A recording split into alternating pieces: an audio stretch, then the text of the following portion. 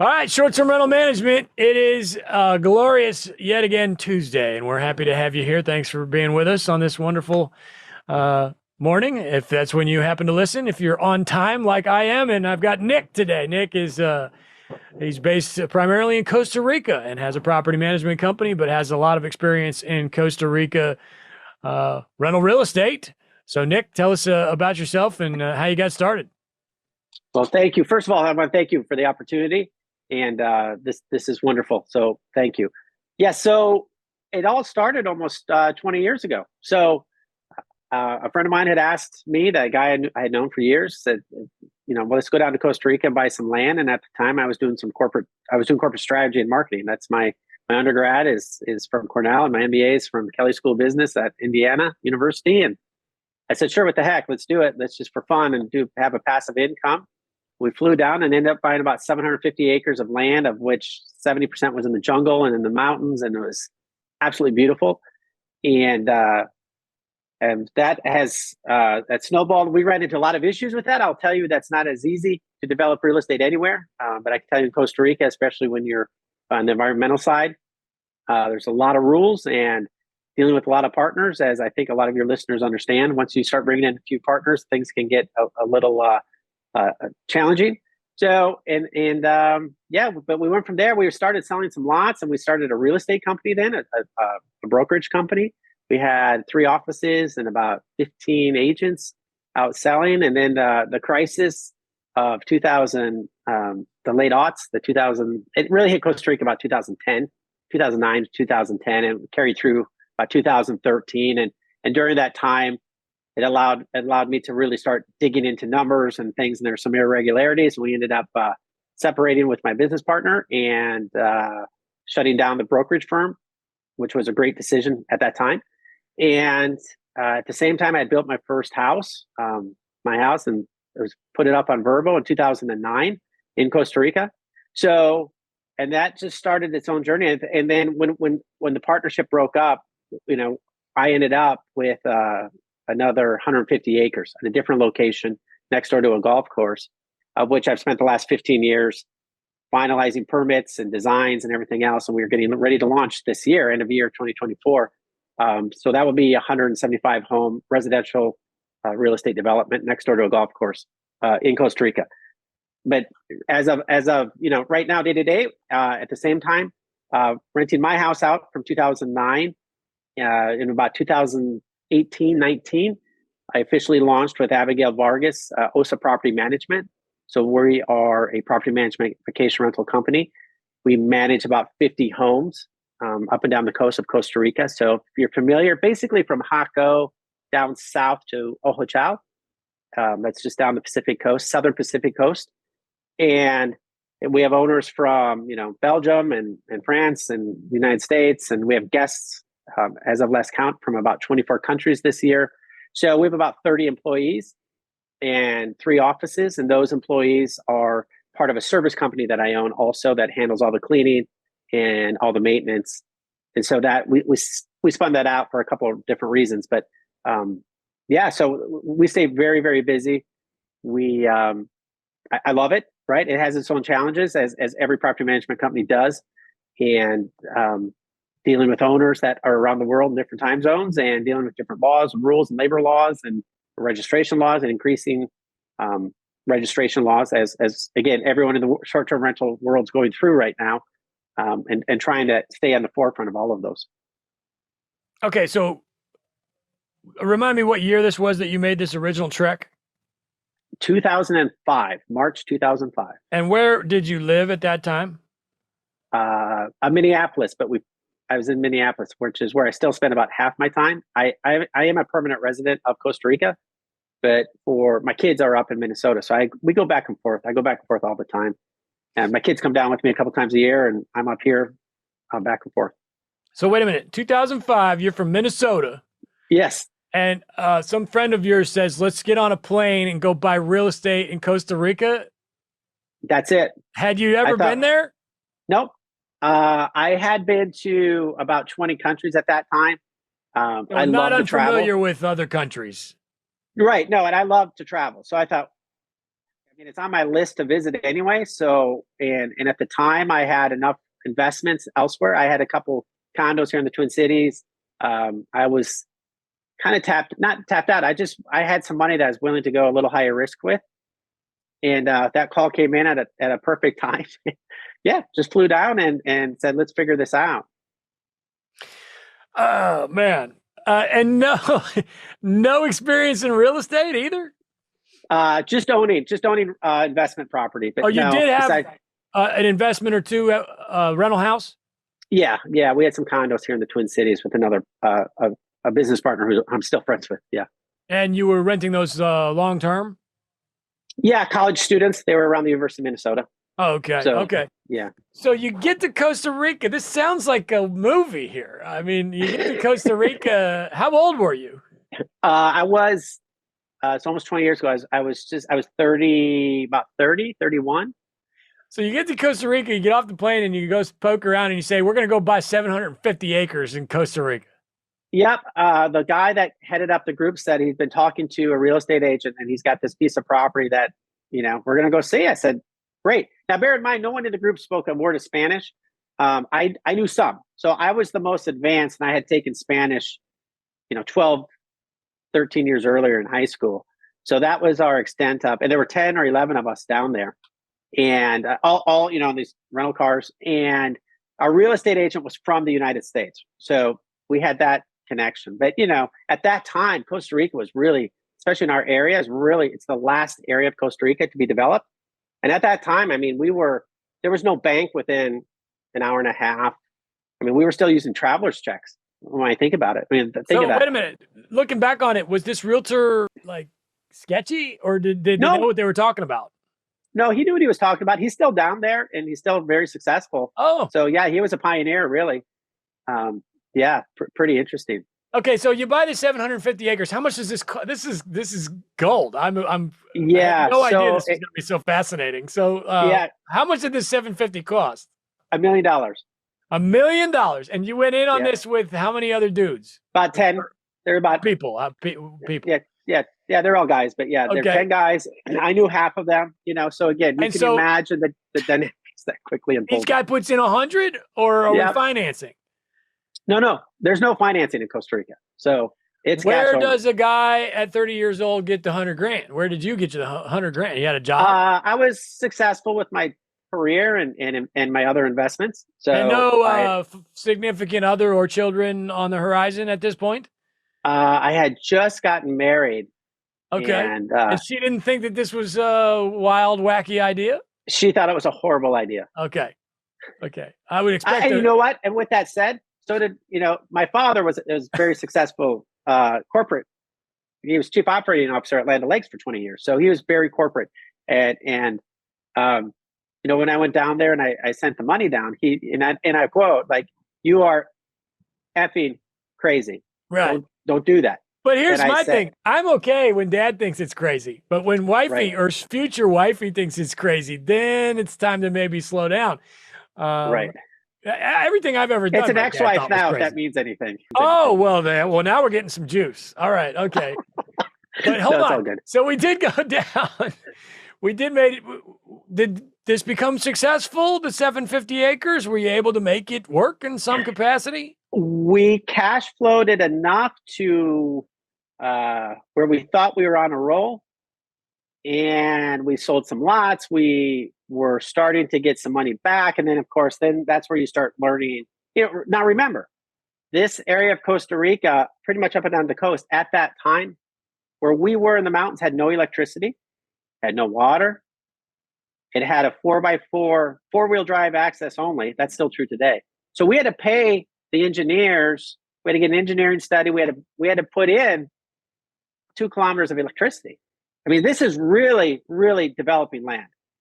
So and you were banking this on out-of-state investors wanting to buy here for vacation purposes? Yep. Second home, retirement, vacation rentals. Vacation rentals. I mean, looking back, we were so naive and stupid, really. But it turned out to where that project was kind of a stepping stone to where because that project did not make money. At the end of the day, we lost, right? But at the same point, that was 2005 and 2006. We bought another 150 acres, which is the 150 acres. Wait a minute, hold on. I'm not ready for that yet. So let's go back to the 750. Yeah.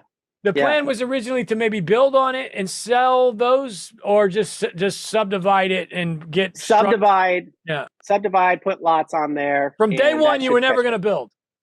Correct. Okay. And so you did start to sell some houses, and then you made some insinuation that it started to go awry there. What happened? Yeah. So it turned out we did get some bad advice from some lawyers. We got some bad advice from local lawyers, local surveyors, and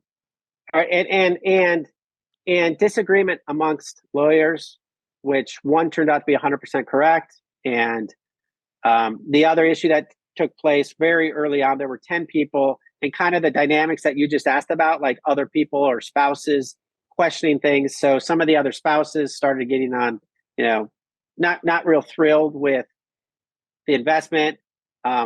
So right away, I mean, within the first 4 months, 5 months, we had an investor say, I want my money back. And so we actually had sold a lot. We honored that. But, suddenly that core group of 10 starts breaking apart right away. And what happened was the person that invited me down, again, a guy I knew for years at the time, started making unilateral decisions and not sharing those decisions that were being made until myself and a couple other people started asking around of like, what happened to that lot? Why is that sold? And then a house was being built. And I said, we don't even have a record of that lot being sold. Oh, well, that was a gift to a guy who's going to build a house. I mean, just decisions that weren't even allowed in the corporate structure and the books we had. But he was living full time in Costa Rica and had legal authority to do so, right? I mean, he had the legal right to do that, but it wasn't good for a partnership. So wait a minute. It sounds to me like he was selling lots without you knowing about it. Yeah, that's exactly what happened. Oh my goodness. How much did a lot go for? Between 75 and 150,000. Oof. Oh my goodness. Okay. So how did this story end? This 750, did you exit? Did everybody exit? What happened? Bankrupted it out. It's still around. I mean, there's homes that are built up there now. I don't own anything anymore. My shares are gone. I don't want anything to do with that. Did you ate that $100,000? Yep. You just said, I'm out and I don't want anything to do with this. Yeah. It was starting to get, you put a bunch, well, at the time then there was, again, another major decision was made to build a bunch of condos on a piece of property that no one had agreed to. But anyway, they started to get built.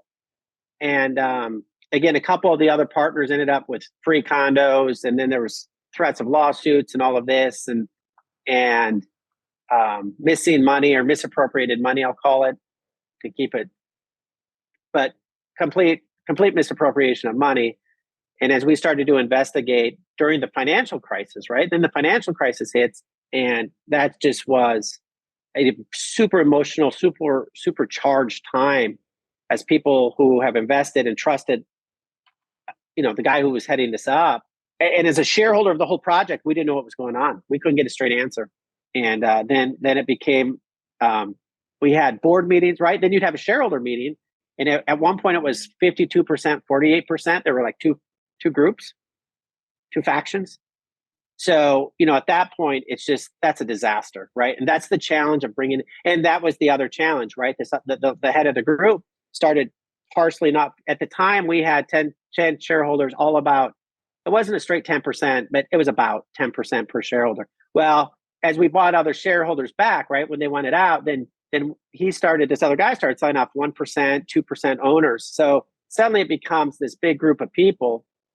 And it was really challenging, and it became an extremely stressful situation, and something I'll never do again. Right? I just was too naive and lack of controls. So I guess any advice would be: make sure your controls are in place, make sure there's accountability, make sure it's very clear who can do what. And the New York second something isn't right, doesn't feel right. You got to call out your partners on that, because it was one of those things. This was a legacy friendship where It was somebody that I knew for a long time. So I thought, well, he's not, this can't be true, right? And you can start lying to yourself. Then you start digging in, and it became a scenario where I called a lawyer about it, and he said, "Yeah, we can, a Costa Rican lawyer, like we can definitely go there. It's going to be $250,000, and what do you hope to get on the backside?" So So this, it sounds like this guy who was your friend ended up moving there and basically taking advantage of the situation and making moves that other people back in the States didn't really know about. correct. Hmm. Oh my goodness. Wow. Well, great learning experience. You went to you spent 100 grand on some school, right? Yeah, I did. Yes, Yeah. yes. Which it sounds like So you're familiar with spending money on school with such an education. So, well, this was the real world. Like this was the real world education. The stuff they don't teach you about. and so what happens next after the Well, 750 so this was acres? part of the complexity, right? So the first year, or year and a half, was smooth sailing, right? Selling lots, cash flowing. So we ended up buying another 150 acres in Who's 2000 we? and Who's we? uh, the same guy and I. Instead of the 10, there's just two of us now. Wait a minute. The We same go, guy that moved down there and yeah, got sketchy? but again, the first year it wasn't at that point. The first year was fine. Okay.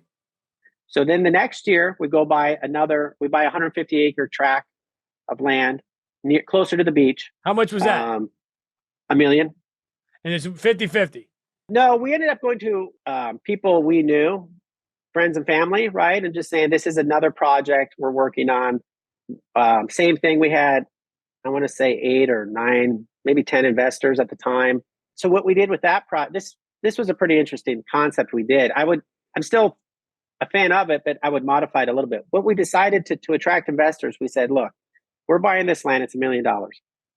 This is our expected, we need to pay. We're obviously going to have expenses and the lawyers and all that stuff to start, and then to get it going, and surveyors and whatever. So what we said was, we will sell, as we sell property and we collect revenue, we'll give 100% of that back to our shareholders for the first $1 million.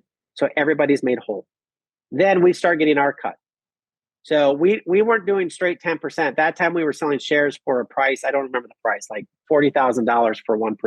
We thought the payout would be, at the time, I think 10 million, or no, 5 million. I'd have to go back. But again, this was 20 years ago. But what we said was, look, as we sell property, you're going to get you get all of your money first, even before us. So that's the guarantee that we're going to get this done.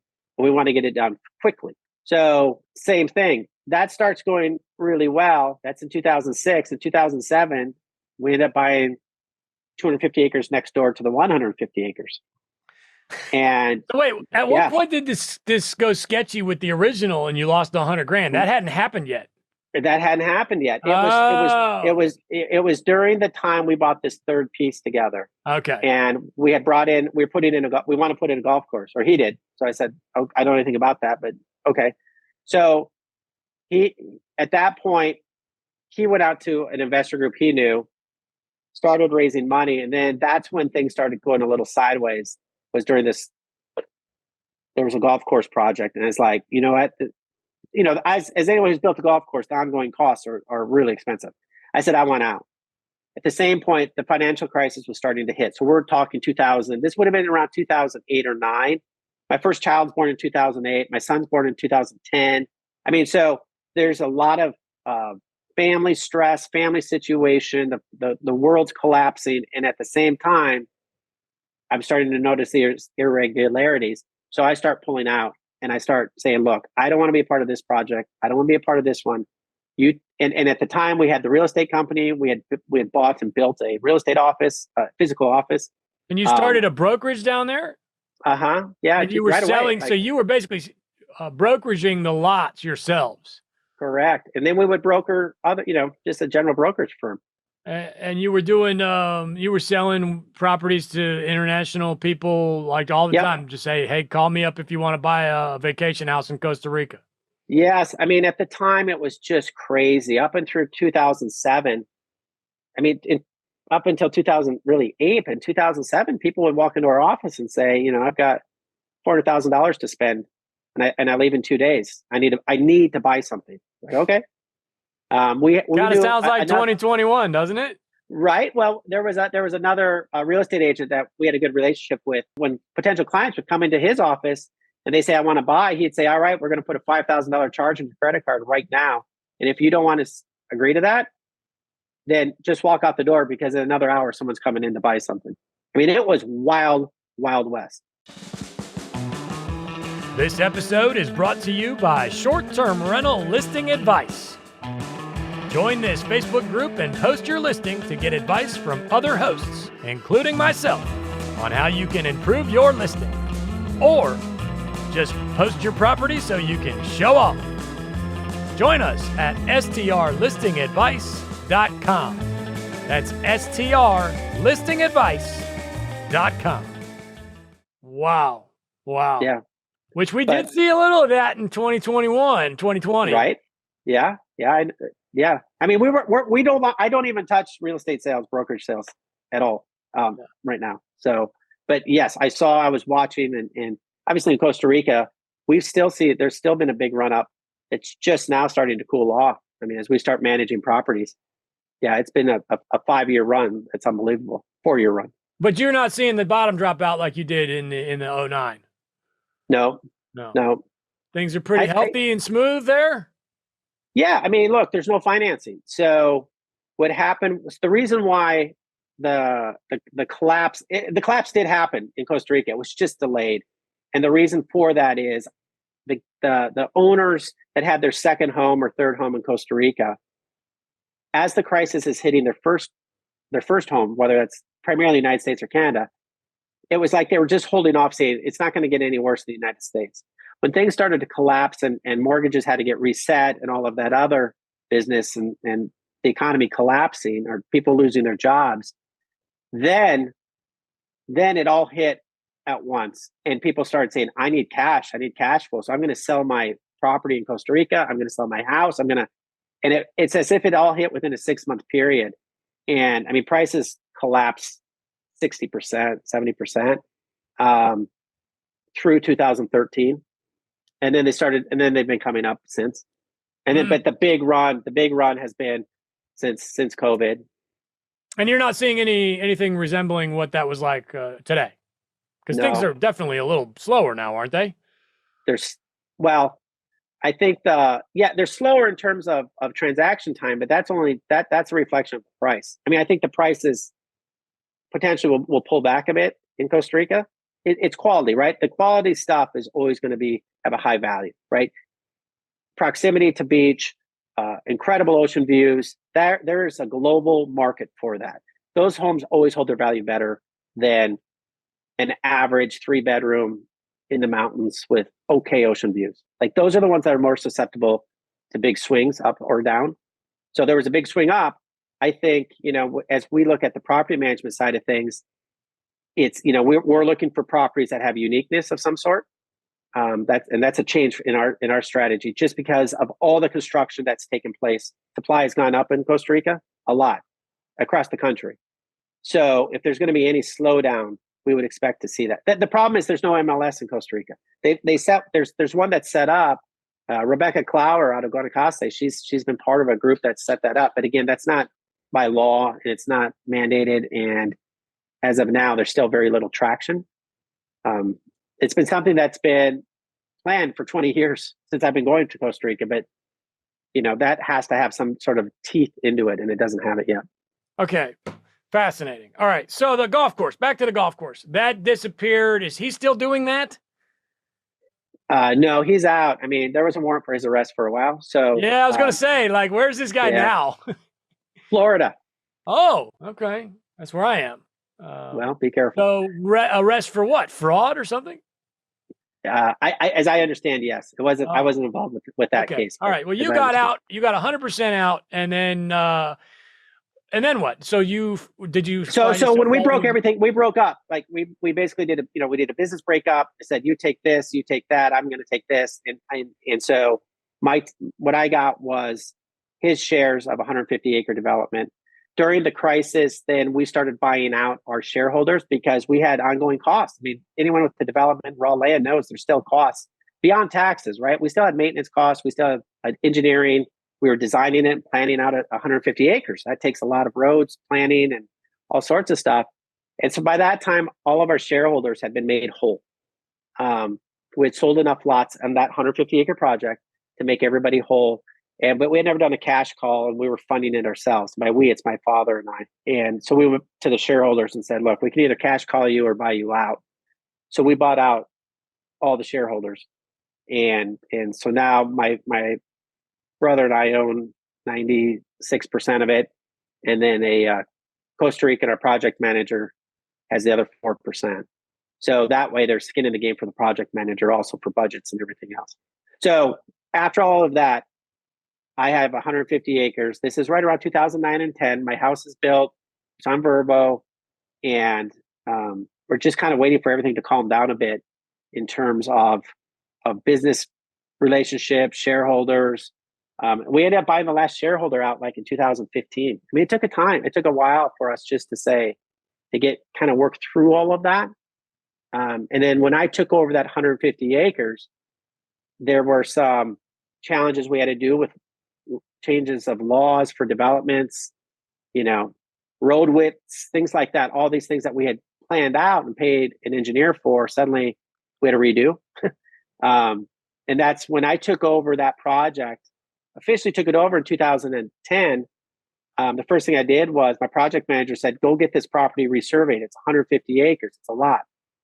And by the third pin, the surveyor said, this entire property is off. Like your previous survey was off by about 3 meters, like 10 feet. It had been tilted. It was off. So we had to resurvey everything. So, again, lesson learned. It took me, I should say, a solid 5 years to find a team that is reliable. So let's fast forward. You started this property. Did you fall in love with Costa Rica at some point? Was that fair to say?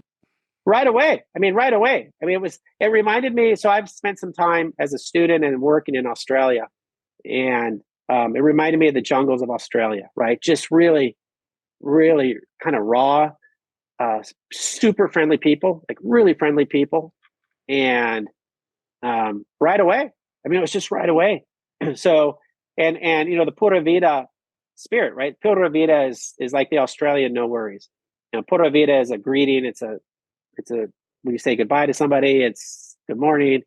Pura Vida means pure life, and it's really the spirit, which is, as Americans, we're constantly pushing. I want more. This needs to be done faster. This Pura Vida. It's not, you're not going to change a culture. So I liked that. Now it's had some challenges initially when you start running businesses, but again, that gets into hiring the right people, which we do now. But the people, the wildlife, right? 5% of the world's known plants, animal species is found in one national park. It's crazy. It's the size of West Virginia.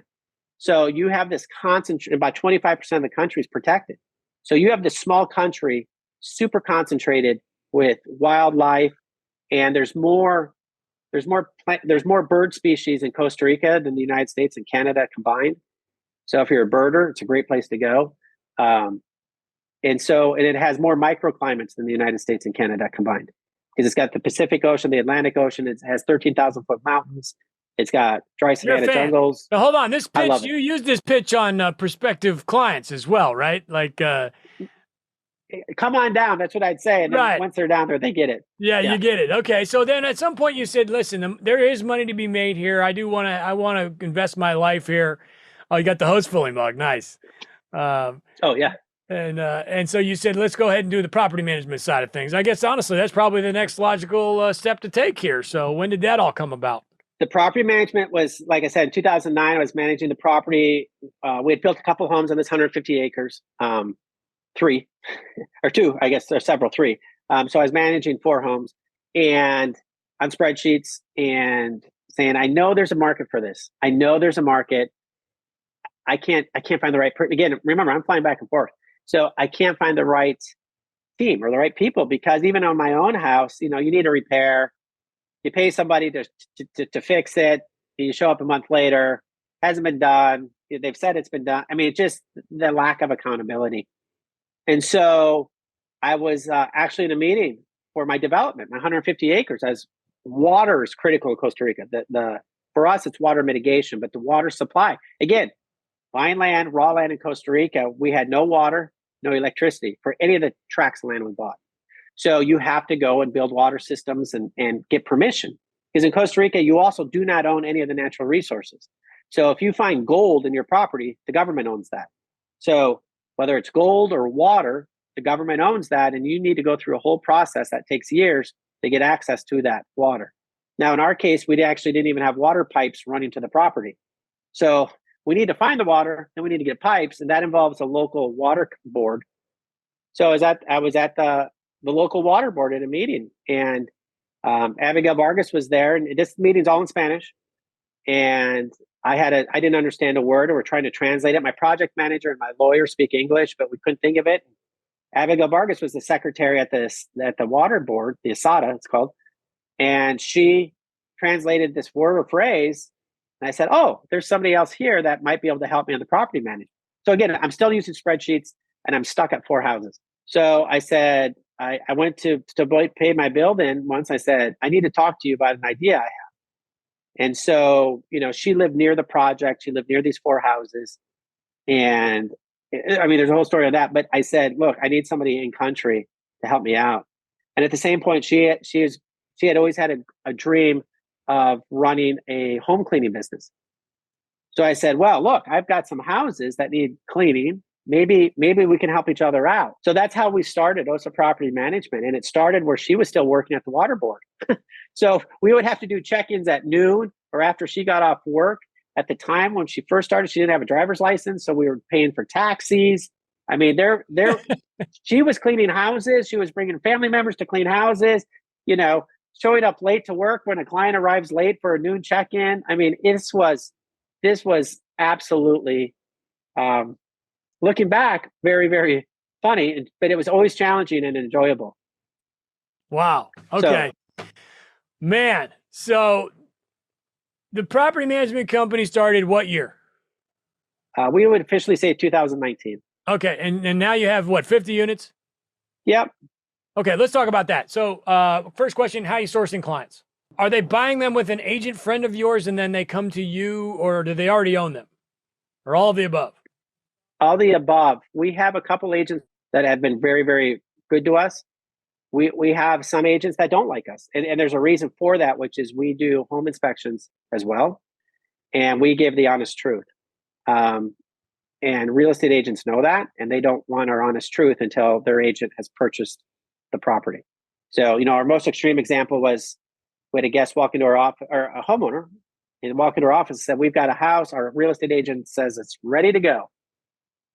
And Abigail Vargas, my head of operations, just went and take a look at it and said, "Oh my God, there's something with the electrical." Long story short is $50,000 worth of electrical work that needed to be done that a $500 inspection would have discovered very, very quickly. So for us, we source clients through our trusted real estate agents that we know and respect. And a lot of times it's online. Our offices are important. Our best homeowners actually are ones who have done it themselves, or try to do it themselves first, or have gone with another company. So, and were you self-managing yours from Minnesota? Yep. And no issues? Issues all the time. I mean, but no more issues. It's funny you brought up the hostfully thing, right? The double booking on Christmas. But no more issues. Before hostfully, yeah, when I was using spreadsheets. And then that's when I said, "Oh my gosh, like there has to be something better." So it was Orber Rental at the time. I've been with them for years. So yeah, but so then that was the introduction to a PMS, which I just Googled it. And I didn't even know what it was no more difficult than if this house were to have been in North Carolina, right? For sure. Right. That's right. I mean, I can't drive to it. So. Right. Okay. Got it. Okay. All right. So 50 units. Let's talk about the inner workings of the management company right now. What management software are you using? Hostfully. You do like it? Love it. Love it. Absolutely love it. What do you love about it? The interface, the simplicity, the service, the customer service is fantastic.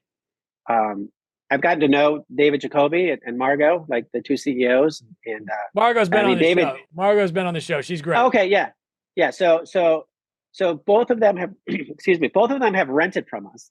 So, and David Jacoby was really, really the reason why we are where we are today. So he actually came down. He called me on a. This is several years ago, 3 years ago, I think, 3 years ago, and said, "Hey, we were supposed to go to like Chile with my family, but my son's passport's going to expire. They won't let him in." He's called me from the San Francisco airport. He sent me a text, "Call me, urgent." I thought, "Oh my gosh, something's going on, right?" With Hostfully, like I just didn't, and I didn't know David that well at the time. So I called him. He said, "Can we go to Costa Rica?" I said, "Yes." I said, "When?" He goes, "Tomorrow." I said, "Well, give us 48 hours. We can get a house prepared." So we were trading, links to the house, and he ended up coming down with his family for several months and rented a couple of homes from us and did some training for our staff. And then one time we were out to dinner. And he's like, "Look, I need an hour in private with you." He said, "I want to kind of see where you're at, see what your vision is for the company." So, okay, great. So the next day we took a hike, and he said, where do you see Osa Property Management going? And I kind of told him this, and I told him about some software ideas. My brother's a programmer, and I was talking about how I wanted to do this software thing. And turns out there's a company called Breezeway that already did all of that he told me about that I didn't know. I mean, all I knew was Hostfully. And he said, "Look, if you're serious about this company and this business, you need to become members of Verma, and you need to go to the Verma show. Period. That will open your eyes and see what's going on." I said, "Okay, so I did. I mean, that day I went back, signed up for VRMA, and became members. And then I went to the first show in San Antonio. That was the first one I went to. So that's 2022, I believe. And, at the time they had missed the year before. So people are talking about how small it was, but for me, it was eye-opening, and he asked me, he said, "Look, what you're describing in terms of kind of managing properties and cleanings, there's a company called, there's a couple companies that do it." So he gave me a couple names, and I went through and interviewed them, and we used Breezeway. And then he talked about pricing software, right? So all during this hike, he said, "Look, there's companies out here that they're just going to make your life easier. You're going to generate more revenue. You're going to, and so for us, that was the first time someone had told me about this industry. The rest I just was trying to learn on my own. Yeah. Okay. And then I go to Verma. And I'm sitting there during the general session. We all have masks on at the time, and I feel a slap on the back. And my old college roommate and fraternity brother, Mike Alsco from Coastal Home and Villas in Hilton Head, he's like, "What are you doing here, Nick?" I said, "Well, I run a property management." He's like, "So do I." So it's just this world has just started. All these worlds started coming back together. It's been amazing. Wonderful. All right. Well, what's next? Do you have a goal? Are you looking to get to like 200 units or something? Yeah, so we have a goal to get to 75 first, then 100. And I'll tell you, we're up to 68, 69, like doors. So we have a couple of properties that have, unit A, unit B, and A plus B, right? So that'd be 3, although it's one unit. We took a decision in late 2023, early 2024, where we really started to decide. We were having some challenges with some homeowners in terms of treatment of our employees, tone. I mean, just what I felt, not professional, although their houses generate a lot of revenue. So you're kind of conflicted. We decided to say enough. Like we are focusing on owners in 2024. So with the right homes, with the right owners, that's our focus in 2024. So not looking to go huge. You want to be selective and choose the right owners. Yes, we still want to be big because we have the infrastructure in place, and we're the biggest in the area right now. We're about you are 2x. Yeah, I mean, so as you start pushing north to like Jaco and Guanacaste, they're up to I think 150. I mean, Picasa's got 300, but they're scattered throughout. So there's companies in Guanacaste, Tamarindo, Playa del Coco that have I think 150, much bigger than us at 50. But we were at almost 70 90 days ago. And we just decided like enough. And so we've and what we've learned at the same point, we hired a revenue manager. And by getting smaller, we're now projected to have 40% higher sales. We're focused on better properties. We're trending right now at over 41% above last year on year, with fewer homes. So what we realized was we were growing and we were managing a lot of homes that were taking too much resources, time, energy, for not a big enough return. And we were putting up and spending a lot of human capital dealing with owners that don't fit who we are, which is, we're very professional. We're the only legally operating property management company in our territories. So, which means we're registered with all the local municipalities. We're registered with the tax authorities. We're registered with SUHEF, which is an anti-money laundering organization. We know that because we check that. To the point that the municipality in one of the areas we work in has asked us to say, help us what we're missing, educate us. We're tied in with Homes and Villas with Marriott, and I've explained to them several times. There were a couple of times they had homes on their property where I said, look, you're working with an illegally operating company.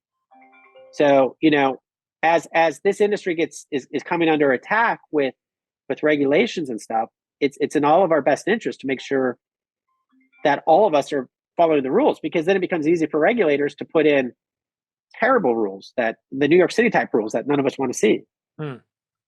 Okay. All right. If I'm a guy in Florida and I want to buy a house in Costa Rica, can I buy that house and make money off rentals? Or is it just a part-time situation, et cetera? Could you do it? Yeah. I mean, working with us? Absolutely. We've got some homeowners that do very, very well.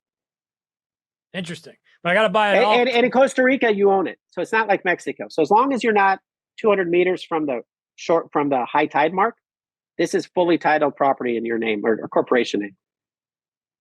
And this is all cash is the downside? The downside's all cash. There are a couple banks that are saying they're offering financing. We have one client who's gone through it, and he said it was the most painful thing he's ever done. But at least there's a toehold right now. But the U.S. banks won't do it. I mean, you have to pull a line of credits or anything else. And how much does one of these houses cost? The nice ones are $1 million or more.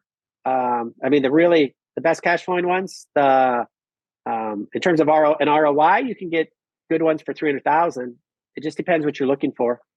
If it's a straight investment, you're looking at it as an ROI, $350. Our houses, as we're coming out to, via San Buenos, we'll be launching later this year.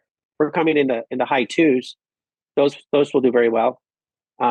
If you're looking at a luxury home, 4 to 5 bedroom with great ocean view, it's $1 million or $2 million. Interesting. Okay. Remember, Costa Rica is a global destination, right? Do I have some sort of tax advantage? Is there a tax advantage? No, well, property taxes are 0.25% for the first 300,000 to 400,000, and then after that, there's a little bit of a luxury tax. But in terms of compared to the United States, it's property taxes are very low. There's no tax advantage in terms of as a U.S. citizen, right? The IRS has direct access to all banks in Costa Rica, so there's no banking advantage. Their banking systems are actually quite good and quite advanced, but there's not a tax advantage to speak of. But again, as we manage properties, we so we have in-house accounting as well to make sure we do all bill pay. Like, you'll never pay a bill. Like, we pay all your bills with the rental income and everything else. But and then in the moment you sell your house, you can offset some of the capital gains and all of that. We have we keep all the records for that. Got it. Okay, well, listen, this is a fascinating story. It's absolutely fascinating. What's the future? You're just going to focus on the property management company, or we're going to have a new wife? Anything like that? Well, potentially, yeah. I mean, Abigail Vargas and I are together, so I guess. I mean, you put me on that spot here. I'm pretty rough. Oh, so love is in the air. Si, senor. Okay. So the property management is still our focus. I am launching, via San Buenos later in 2024, which will add an element of the development. There's a bunch of people, engineers and everything else working on that now. So that we'll come back to the sales side of that probably in 2025. But at its core is our property management. And one thing we didn't even touch on, during COVID, we started a tour company, its own LLC, because we handle so many people coming into our homes. They're coming there for tours. So we started our own tour company. Okay. Wonderful. All right. Well, listen, fascinating. Yeah. Unfortunately, ladies, he's not an eligible bachelor at this point in time.